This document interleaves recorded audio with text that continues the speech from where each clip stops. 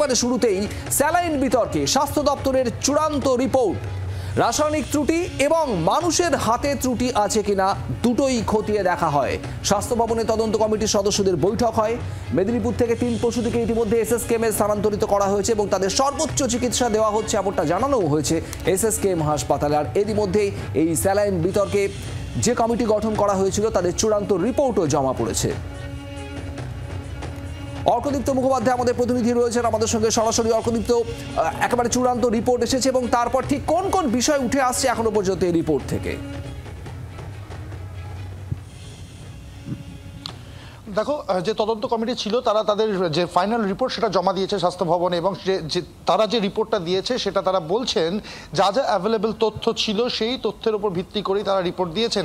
মূলত এই রিপোর্টে কি আছে? এই রিপোর্টে আছে সেই দিন যেদিন এই অপারেশনগুলো হয়েছিল, কারা হাসপাতালে উপস্থিত ছিলেন, কারা ওই ওটিতে উপস্থিত ছিলেন, কে অ্যানাস্থেশিয়া করেছেন বা কে সার্জারি করেছেন, এই ডিটেলিংগুলো তারা দিয়েছেন এবং একই সঙ্গে কি কি ওষুধ সেদিনকে ইউজ করা হয়েছিল, শুধু রিঙ্গোল্যাক্টেড স্যালাইন না অন্যান্য কি কি ওষুধ ইউজ করা হয়েছিল সেই সবের ডিটেল রিপোর্ট তারা কিন্তু ইতিমধ্যেই স্বাস্থ্য সচিবকে দিয়েছেন।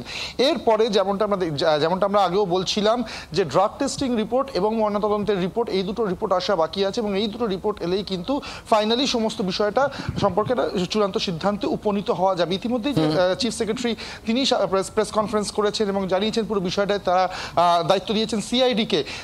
তবে যে বিষয়টা একদিকে হিউম্যান এরর এবং একদিকে কেমিক্যাল এরর, এই দুটো বিষয় নিয়েই কিন্তু আলোচনা চলছে। দেখো, হিউম্যান এররের বিষয়টা কিন্তু কার্যত মুখ্য সচিব বলে দিয়েছেন যে ওই সময় কোনো সিনিয়র ডাক্তারের অধীনেই কিন্তু এই চিকিৎসা হওয়ার কথা বা এই অপারেশন হওয়ার কথা ছিল, সেটা না হয়ে হয়তো কোনো জুনিয়র ছিলেন এবং সেটা কিন্তু একটা ম্যানেজমেন্টের তরফ থেকে বড় সড়ো ল্যাবস এবং সেক্ষেত্রে কিন্তু পুরো বিষয়টা খতিয়ে দেখা হবে এবং এবং এবং যথাযথ ব্যবস্থা নেওয়া হবে। সিএস কিন্তু এই বিষয়ে আশ্বাস দিয়েছেন। একই সঙ্গে আরও একটা চাঞ্চল্যকর তথ্য উঠে আসছে যেটা সূত্র মারফত আমরা জানতে পাচ্ছি যে ওই দিনকে যে অপারেশনটা হয়েছিল শুধুমাত্র হিউম্যান এরর ছিল নাকি কেমিক্যাল এররও ছিল। কেমিক্যাল এররের একটা খবর কিন্তু বিষয়টা এখনো পর্যন্ত স্পষ্ট নয়। ড্রাগ রিপোর্ট আসবে, ময়নাতদন্তের রিপোর্ট আসবে, তারপরে আরো অনেকটা স্পষ্ট হবে। আমাদের সঙ্গে থাকো অর্কদীপ্ত। এদিকে এই যে তদন্ত কমিটি, সেই তদন্ত কমিটির অন্যতম চিকিৎসক ছিলেন চিকিৎসক সৌমিত্র ঘোষ, তিনি কি জানিয়েছেন শোনাবো।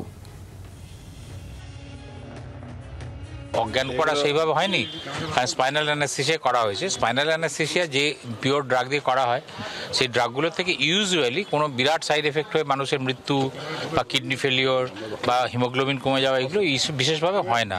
সেই জন্য আমরা অ্যানাস্থেটিক এজেন্ট যেটা ওখানে বিশেষভাবে দেওয়া হয়েছে সেটাকে খুব একটা সাসপিশনের লিস্টে রাখছি না। কিন্তু রিঙ্গোল্যাক্টেড, অক্সিটোসিনের যে ব্যবহার সেটা ঠিক মতো করে করা হয়েছে কিনা এগুলো বিচার বিবেচনা করে দেখতে বলা হয়েছে। সমস্ত কাগজ খতিয়ে দেখে আরও রিভিউ করা হবে। কিন্তু final report of the drug testing and analysis এবং আমাদের পোস্টমর্টেম রিপোর্ট, অটোপসি রিপোর্ট আসলে কিডনি কেন ফেলিয়ার হলো সেগুলো আরও বিশদে বোঝা যাবে।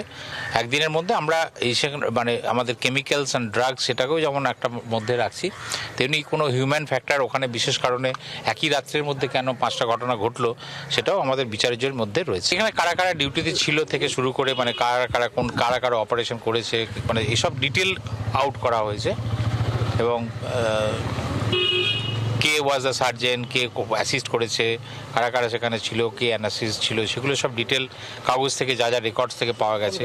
তাদের প্রি অপারেটিভ, তাদের ফিটনেস কীরকম ছিল, সেই সব বিষয়গুলো যতটা অ্যাভেলেবেল হয়েছে সেগুলো জানা যাচ্ছে।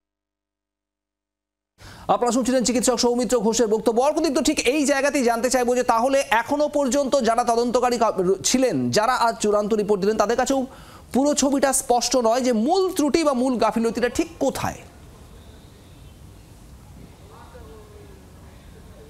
একেবারে পুরো ছবিটা তাদের কাছে স্পষ্ট নয়। বেশ কিছু রিপোর্ট এখনো অপেক্ষা করছেন তারা, যেমনটা আমি বললাম, সেগুলো আসলে কিন্তু পুরো বিষয়টা পরিষ্কার হবে। তবে হিউম্যান এরর একটা ছিল, এটা যেমন একটা পরিষ্কার হচ্ছে ধীরে ধীরে, যেমনটা সিএস জানালেন, তারা পুরো বিষয়টা সিআইডিকে দায়িত্ব দিয়েছেন। কিন্তু যেমনটা ডক্টর সৌমিত্র ঘোষ বললেন, যিনি তদন্ত কমিটির অন্যতম সদস্য, যে হিউম্যান এররের সাথে সাথে কেমিক্যাল এরর দুটোই হয়ে থাকতে পারে।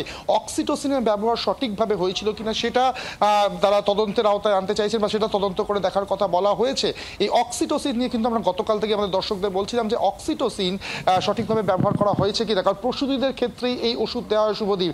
সূত্র মারফত আমরা যে খবরটা জানতে পারছি, যেটা অত্যন্ত চাঞ্চল্যকর, যে অক্সিটোসিন যে ওষুধটা দেওয়া হয়েছিল যেটা সাধারণভাবে দেওয়ার কথা আইএম পদ্ধতিতে, অর্থাৎ ইন্টারমাস্কিউলার পদ্ধতিতে, কিন্তু যেটা দেওয়া হয়েছিল ওই প্রসূতিদের ক্ষেত্রে আইভি পদ্ধতিতে, দ্যাট ইজ ইন্ট্রাভেনাস পদ্ধতিতে দেওয়া হয়েছে।